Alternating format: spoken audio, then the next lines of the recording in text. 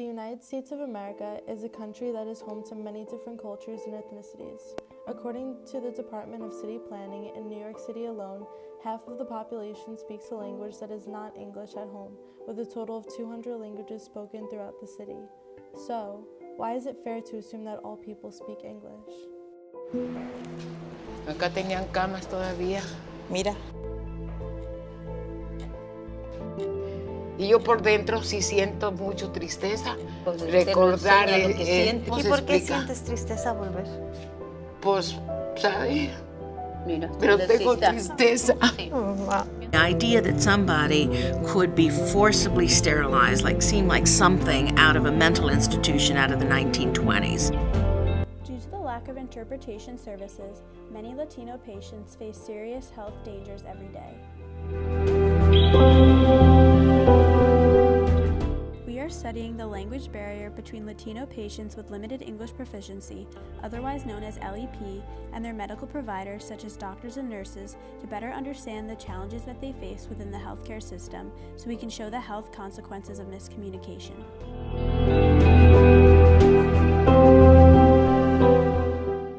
This image demonstrates a major misunderstanding of a medication prescription due to a language barrier. The patient was most likely given instructions written in English to take 1 pill per day. However, because the patient speaks English and is limited English proficient, they think that the doctor has told him to take 11 pills per day, since the word once is spelled the same as once, meaning 11 in Spanish. There is a major difference between taking 1 and 11 pills. This unfortunate mistake would most likely lead to an overdose, depending on the medication. If the doctor in the image had complied with Title VI, a law that will be clarified later in this video, this situation could be avoided. Unfortunately, many medical errors have occurred due to the language barrier between hospital staff and limited English proficient patients. Francisco Torres is a Spanish-speaking man who, in 2010, had the wrong kidney removed due to miscommunication between him and his doctor. According to NBC News, the California hospital, the Riverside Parkview Community Hospital Medical Center, is cited by the health department for errors leading up to the surgery, including failing to follow safety protocol and failing to communicate accurately with the Spanish-speaking patient. Additionally, according to NBC News, the hospital staff also directed the patient to sign a form giving the hospital his permission to remove the wrong kidney. According to an article in K International by Alison Krulek, the form was written in English and Torres was not provided with an interpreter. This situation is upsetting for multiple reasons. First, Torres is now left without both of his kidneys, as the hospital had to later remove the kidney that was unwell. This removal of both kidneys will most likely cause Torres to need dialysis. This error is also devastating because it easily could have been avoided. Had Torres been given a consent form in Spanish and an interpreter, he would have corrected the hospital staff's mistake, although this mistake on the form should not have been made in the first place. This example demonstrates the frequency of medical institutions failing to comply with Title VI.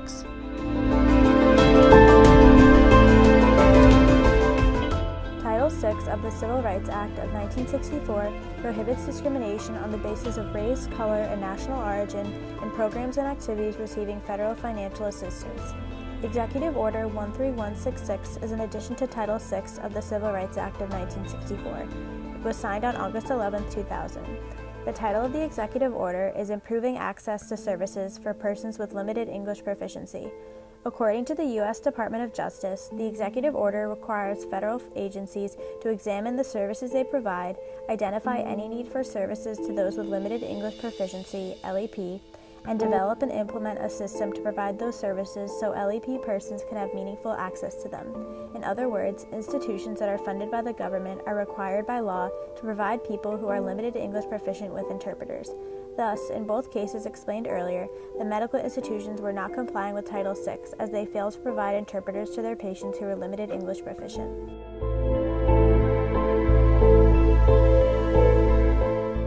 In contrast, some can argue that the cost of interpreters and interpretation technology is expensive. Many hospitals did not want to have the financial burden even though it is a necessity and would be a violation of Title VI. This can contribute to a lack of interpreters in a healthcare setting. However, in the long run, this can cause major complications and fatal outcomes for patients with limited English proficiency. Additionally, this can cause cases of malpractice for healthcare providers, which can become more expensive than the interpretation services that should have been offered to the patient in the first place.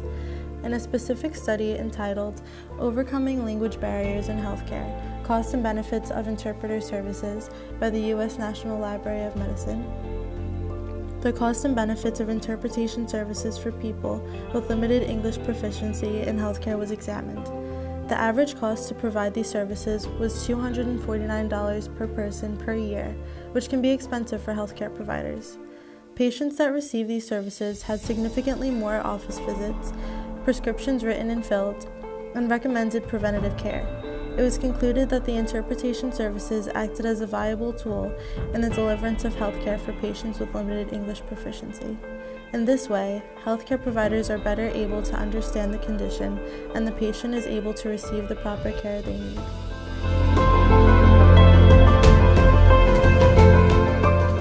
Oftentimes, patients with limited English proficiency experience emotions of mistrust and fear due to the language barrier when visiting their healthcare providers.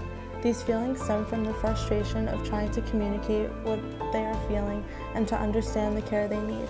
Mistrust can also be a result if the healthcare provider wrongly prescribes a treatment because of the miscommunication between him or her and the patient. This can cause patients to miss appointments because they feel like it is their fault for not understanding or being afraid of the unknown since they cannot understand the whole situation due to the language barrier.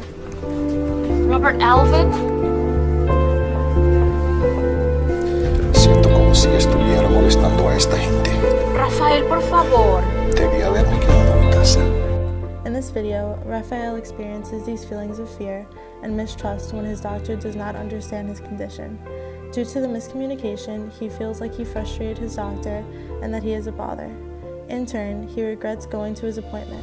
If he did not show up, he could have experienced major health problems without having the care he needed. Likewise, limited English proficiency patients often experience worsened conditions and serious health problems because of missed appointments that were stemmed from these feelings. In this scene of the movie Entre Nos, Mariana wants to take her son to the hospital because he injured his leg, but because of the lack of health care and fear of miscommunication with the language barrier, she is discouraged and decides to take care of her son's leg at home. This scene represents the fear within the Latino community who are limited English proficiency and the dangers that they face when they avoid hospitals and health appointments.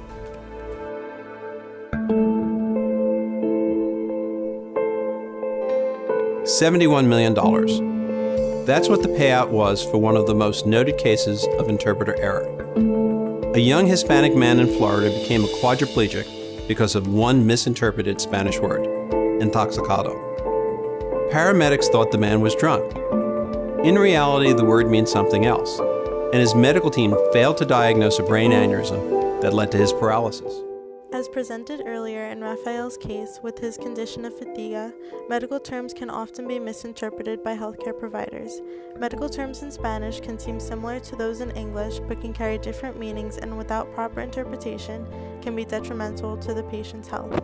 As shown in this clip, 18-year-old Mexican patient Willie Ramirez could have had a different fate if EMT did not assume intoxicado meant intoxicated.